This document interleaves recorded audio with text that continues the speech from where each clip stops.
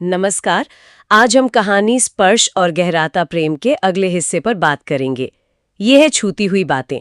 इसमें सिया और नयन के रिश्ते का आप कह सकते हैं एक बहुत ही नाजुक पल सामने आता है, खासकर उस कैफे में जहां वो अक्सर मिलते हैं।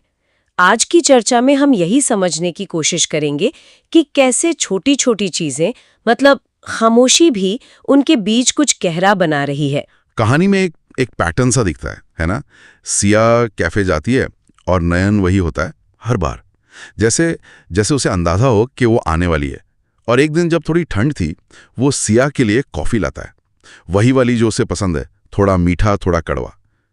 अब ये जानना कि उसे कौन सी कॉफी पसंद है, ये छोटी सी बात लगती है, पर क्या ये बस ध्यान देना है या कुछ और है? नहीं, ये छोटी बात बिल्कुल नहीं है। असल में ये बहुत अहमियत रखती है। इसे हम रिश्तों की भाषा में एक तरह से अट्यूनमेंट कह सकते हैं। मतलब सामने वाले की जरूरतें, उसकी पसंद नापसंद को समझना और उस पर ध्यान देना।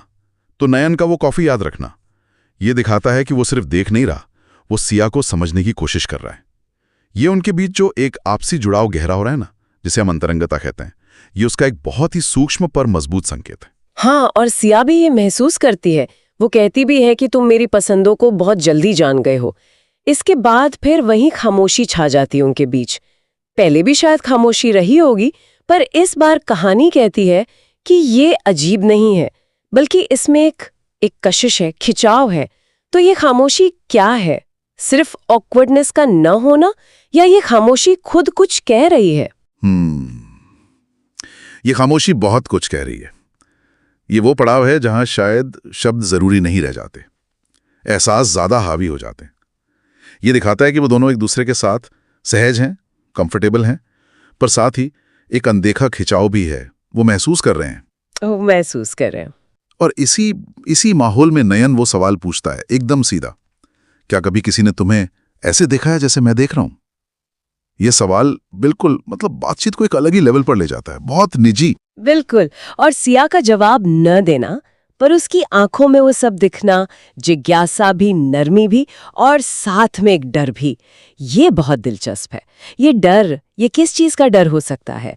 क्या सिर्फ खुलने का डर, मतलब वल्नरेबल होने का? हो सकता है, बिल्कुल हो सकता है। या शायद कोई पुराना अनुभव हो, कोई अतीत का डर, या फिर ये जो नया एहसास है उसकी तेजी का डर। उसकी खामोशी और आंखों के भाव यही दिखाते हैं कि भाई वो भी इस खिंचाव को महसूस तो कर रही है, पर कहीं ना कहीं एक अंदरूनी कश्मकश चल रही है।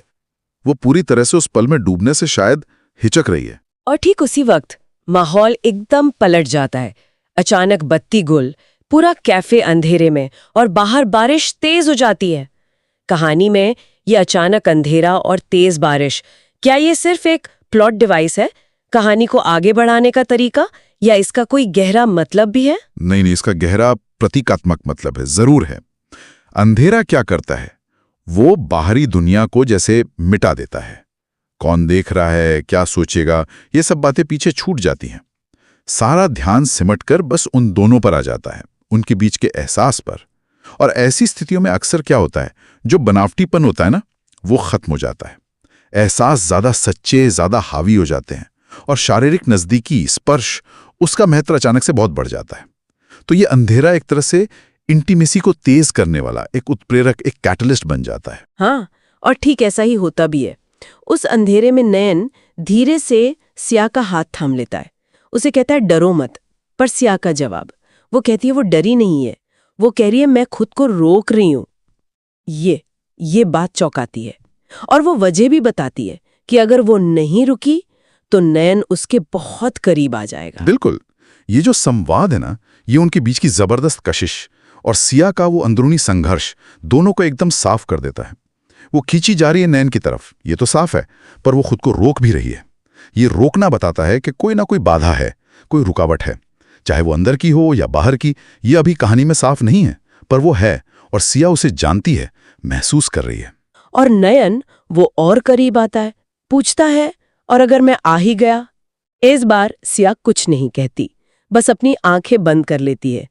तो क्या इसे एक तरह की खामोश सहमति माने, एक परमिशन? हाँ, उस पल में तो यही लगता है, आंखें बंद करना।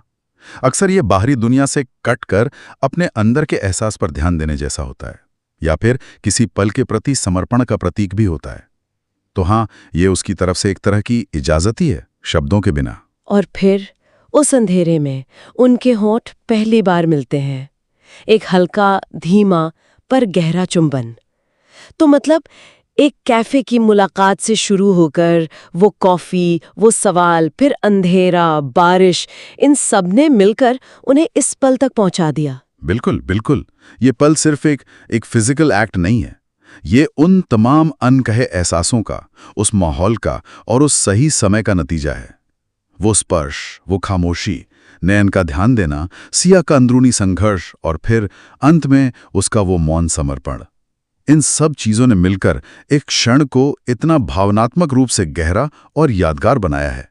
और ये दिखाता है कि रिश्ते सिर्फ बातों से नहीं बनते, वो अनकही बातों से, एहसासों से, माहौल से, इनसे शक्ल लेते हैं। सही कहा। और कहानी हमें एक दिलचस्प सवाल के साथ छोड़ जाती है कि क्या ये जो नज़दीकी आई है, ये उनके रिश्ते को कोई नाम देगी, कोई ठोस शक्ल देगी, या फिर सिया का वो पहलू जो उसे खुद को रोक रहा था, वो बीच में आएगा। ये सोचने वाली बात है कि इस पहले चुंबन के बाद उनका रिश्ता अब किस दिशा में जाएगा, और वो अंदरूनी या बाहरी बाधाएं जिनका हमें हल्का सा इशारा मिला है, वो क्या हैं और क्या वो रास्ते में आएंगी।